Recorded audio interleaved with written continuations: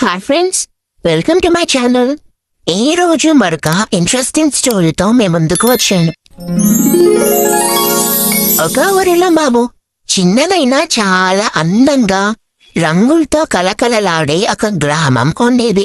ఆ ఊరిని అందరూ రంగుల ఊరు అని పిలిచేవారు.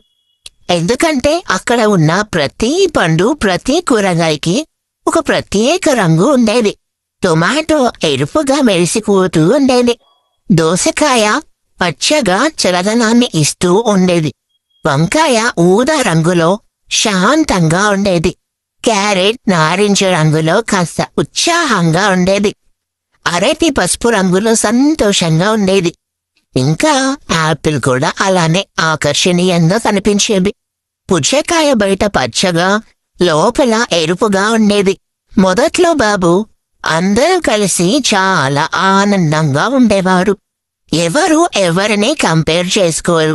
ప్రతి ఒక్కరూ తమ తమ పని చేసుకుంటూ ఒకరికి ఒకరు సహాయం చేసుకుంటూ జీవించేవారు.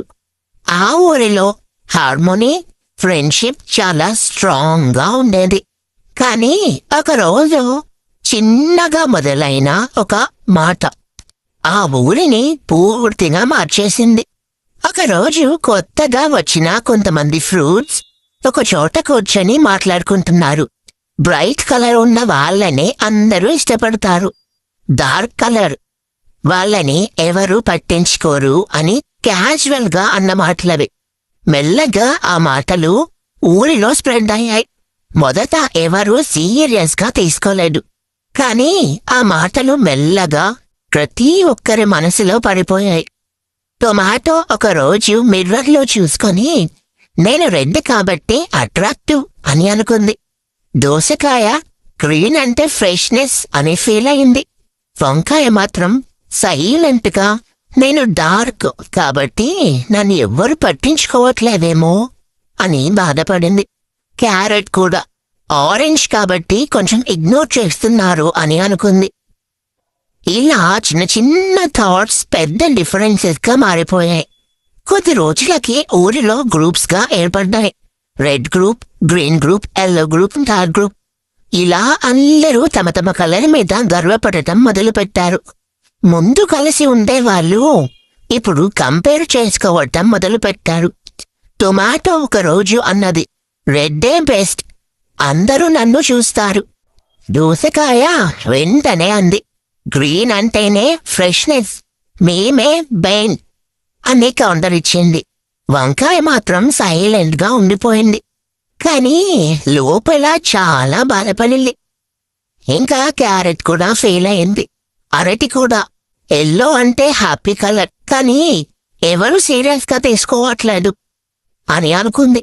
ఇలా ఊరిలో ఆనందం తగ్గి ఈగో పెరిగింది. బాబు ఒకరోజు క్యారెట్, వంకాయ, అరటి ఒక చోట కూర్చొని మాట్లాడుకుంటున్నాయి. వాళ్ళు చాలా బాధతో మనం కూడా ఇంపార్టెంటే కదా, కానీ ఎవరు మనల్ని అప్రిషియేట్ చేయట్లేదు అని అనుకున్నారు. ఇదే టైంలో పుచ్చకాయ ఈ మొత్తం సిచ్యువేషన్ని అబ్జర్వ్ చేసింది. అది స్పెషల్, ఎందుకంటే అది 2 కలర్స్ కలిగి ఉంటుంది కదా, బయట గ్రీన్ ఇంకా లోపల రెడ్. అది 2 గ్రూప్స్ మధ్యలో ఉండేది. అందుకే అందరి ఫీలింగ్స్ అర్థం చేసుకోగలిగింది. ఒకరోజు ఊరిలో పెద్దగా ఒక ఈవెంట్ అనౌన్స్ చేశారు. బెస్ట్ కలర్ కంటెస్ట్ అని అందరూ చాలా ఎక్సైటెడ్గా ఫీల్ అయ్యారు. ఇది తమ గొప్పతనం చూపించే ఛాన్స్ అని అనుకున్నారు. కంటెస్ట్ రోజు వచ్చింది. ప్రతి ఒక్కరూ తమ కలర్ని హైలైట్ చేస్తూ స్టేజ్ మీదకి వచ్చారు.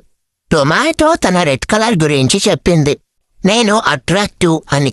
దోసకాయ నేను ఫ్రెష్నెస్, ఇంకా క్యారెట్ నేను ఎనర్జిటిక్ అని చెప్పింది. వంకాయ కూడా చివరకు వచ్చి నేను సైలెంట్ కానీ చాలా యూస్ఫుల్ అని చెప్పింది. ప్రజలు ఓట్స్ వేశారు.